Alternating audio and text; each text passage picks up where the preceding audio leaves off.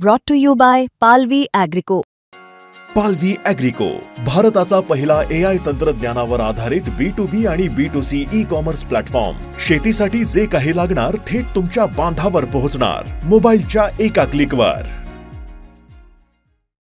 मराठा आरक्षण लागू केल्यानंतर आता ओबीसी समाजाच्या इतर ज्या काही मागण्या आहेत आणि आरक्षणाला संरक्षण मिळेल का या संदर्भात जे ओबीसी नेत्यांकडून प्रश्न उपस्थित करण्यात येत आहेत, या संदर्भात सरकारने नुकतीच एक मंत्रिमंडळ उपसमिती स्थापित केलेली होती। चंद्रशेखर बावनकुळे यांच्या अध्यक्षतेखाली सरकारमधल्या प्रत्येक घटक पक्षाच्या दोन मंत्र्यांना घेऊन ही उपसमिती स्थापन करण्यात आलेली होती आणि आज याच उपसमितीची पहिली बैठक जी आहे ही मंत्रालयात पार पडलेली आहे।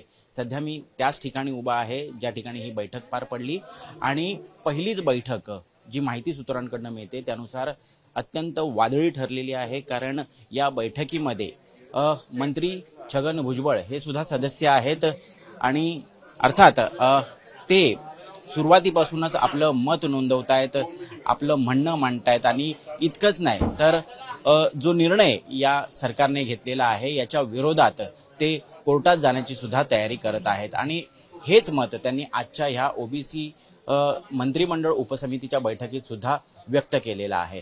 सुरुवातीलाच छगन भुजबळ जे आहेत हे अत्यंत आक्रमक पाहायला मिळाले, जी माहिती बैठकीतल्या सूत्रांकडून मिळते आहे आणि या बैठकीमध्ये त्यांनी अनेक मुद्दे उपस्थित केलेले आहेत।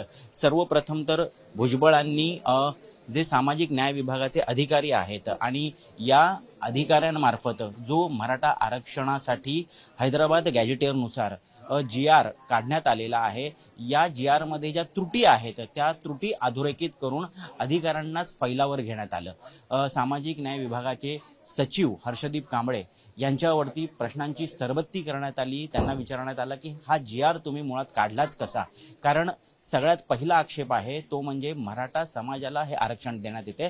त्यांचं म्हणणं आहे की मराठा समाज आणि कुणबी समाज हे दोन वेगवेगळे समाज आहेत, तसं निरीक्षण हे सुप्रीम कोर्टाने नोंदवलेलं आहे, त्यामुळे मराठा आरक्षणाला या ठिकाणी आरक्षण देता येत नाही मराठा समाजाला आणि त्यामुळे या शब्दावर त्यांचा आक्षेप आहे। त्याचबरोबर हा GR लागू करत असताना, तो प्रसिद्ध करत असताना कुठल्याच पद्धतीनं सजेशन्स ऑब्जेक्शन्स मागवण्यात आलेले नाहीत, कॅबिनेटची मंजुरी त्याला देण्यात आलेली नाहीत, आम्हाला विश्वासात घेण्यात आलं नाही, त्यामुळे हा GR निघालाच कसा असा प्रश्न त्यांनी सामाजिक न्याय विभागाच्या अधिकाऱ्यांना आणि संबंधित अधिकाऱ्यांना विचारला, ज्याच्यावरती अर्थात त्यांच्याकडे उत्तर नव्हतं। राजकीय दबावापोटी म्हणा किंवा सरकारच्या वरिष्ठ मंत्र्यांकडनं आदेश आल्यानंतर त्यांनी हा GR काढल्याचं स्पष्टीकरण या ठिकाणी देऊन ते शांत राहिलेले आहेत।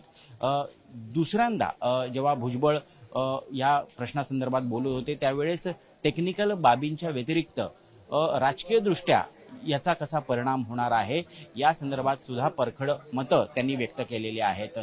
प्रामुख्याने त्यांनी हे विचारलेलं आहे की आत्तापर्यंत मराठा समाजासाठी एकूण वेगवेगळ्या योजना आहेत, ज्या कल्याणकारी योजना आहेत त्या योजनांमार्फत 17,000 कोटींचा निधी वितरित करण्यात आलेला आहे आणि या उलट ओबीसी समाजासाठी ज्या कल्याणकारी योजना आहेत त्या सातत्यानं मागणी करून सुद्धा अजून 2,500 कोटी सुद्धा वितरित झालेला नाहीये, खर्च होण्याची तर गोष्ट निराळी।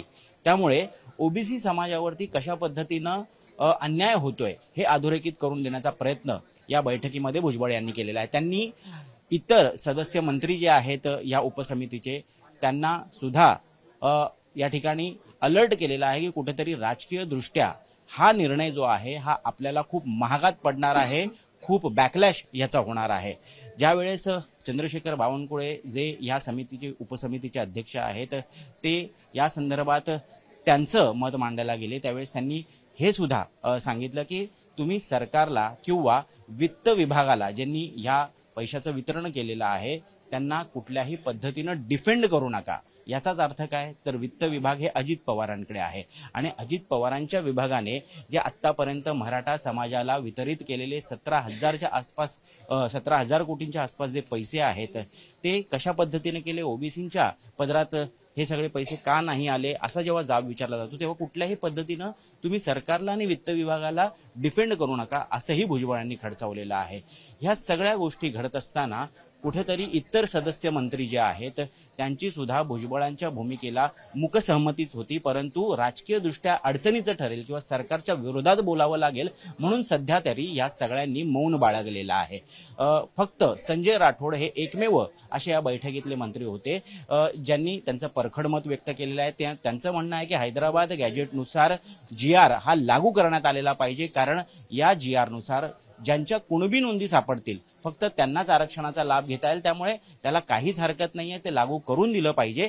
यामुळे ओबीसी आरक्षणाला काहीही धक्का लागणार नाही असं त्यांचं मत आहे। अर्थात हे एक मंत्री आहेत जे फक्त या गोष्टीला विरोध करताना दिसत आहेत सध्या तरी, परंतु या ओबीसी उपसमितीच्या बैठकीत पहिल्याच बैठकीत अशा पद्धतीनं भुजबळ जे आहेत हे एक प्रकारे स्वतःच अध्यक्ष असल्याचा भास होत होता, कारण इतक्या आक्रमकतेने ते सगळे मुद्दे मांडत होते। आता यावरती येणाऱ्या पुढच्या बैठकांमध्ये काय होणार आहे हे आपल्याला पाहावं लागणार आहे, परंतु अध्यक्ष असलेले चंद्रशेखर बावनकुळे यांनी आश्वासन दिलेलं आहे की ओबीसी समाजातील जे विद्यार्थी आहेत त्यांच्यासाठी जे हॉस्टेल लागतात किंवा त्यांच्या शिक्षणाचे जे काही मुद्दे आहेत या सर्व संदर्भात तुम्ही एक तपशीलवार आता अहवाल तयार करा, प्रस्ताव तयार करा, तो प्रस्ताव आमच्यापर्यंत द्या, आम्ही मुख्यमंत्र्यांकडे तो प्रस्ताव घेऊन जाऊ आणि जास्तीत जास्त ओबीसी समाजाला विविध कल्याणकारी योजनांमधून लाभ कसा मिळवून देता येईल यासाठी आम्ही प्रयत्न करू।